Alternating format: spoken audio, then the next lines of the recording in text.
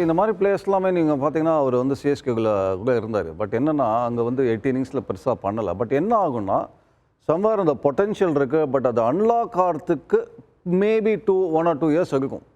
But unlock ஆகிற சமயத்தில் நம்ம இவ்வளோ நாள் கொடுத்துட்டோம்னு சொல்லிட்டு அவரை ரிலீஸ் பண்ணும்போது அது வேற எங்கேயோ போய் கிளிக் ஆகுன்ற மாதிரி தான் இப்போ பார்க்குறோம் நம்ம. அண்ட் இன்னொன்று அந்த ஷார்ட்ஸ் எல்லா பத்துக்கும் ஒரு ஷார்ட் வச்சுருக்காரு. அதாவது ப்ரீ டிட்டர்மைண்டாக இந்த ஷார்ட்டுன்னு இல்லாமல் 1-2 நம்ம பார்த்தோம் அந்த பவுண்டரி. அப்படி போகிறாரு, ஷார்ட்டாக பந்து வந்தோடனே அட்ஜஸ்ட் பண்ணி கடைசியில் இப்படி ஒரு ஷார்ட் ஆனார். அப்படின்ற போது எல்லாமே ப்ரோக்ராம் பேட்டிங் இல்லை. நீங்கள் அவர் எதிர்பார்க்காம ஒரு சர்ப்ரைஸ் பந்து போட்டால் கூட அதுக்கும் ஒரு ஷார்ட் கடைசியில் அவர் டிசைட் பண்ணி ஆடுறாரு. அப்படின்றதுனால இஸ் பிகமிங் டேஞ்சரஸ் பேட்ஸ்மேன். என்னை பொறுத்த வரைக்கும் ஆல்ரவுண்டு அந்த கவர் பண்ணக்கூடிய எபிலிட்டி இருக்கும்போது அந்த மாதிரி பேட்டர் வந்து நீங்கள் சொன்ன மாதிரி அந்த 10 பாலில் வந்து ஒரு தேக்கம் இருந்தால் கூட அடுத்த 10 பாலில் you can always catch up. And ரெண்டு வாட்டி எனக்கு தெரிஞ்சு பெயில் அவுட் பண்ணியிருக்காருங்க. ஒரு ஆல்ரெடி கிரைசிஸில் ஆடுறாருன்றது ரொம்ப நல்ல விஷயமா நான் பார்க்குறேன். அண்ட் இஸ் ஒன் டெஃபினட்டாக ஒரு லாங் டிஸ்டன்ஸ் போகக்கூடிய ஒரு பிளேயர் தான் சொல்லுவாங்க.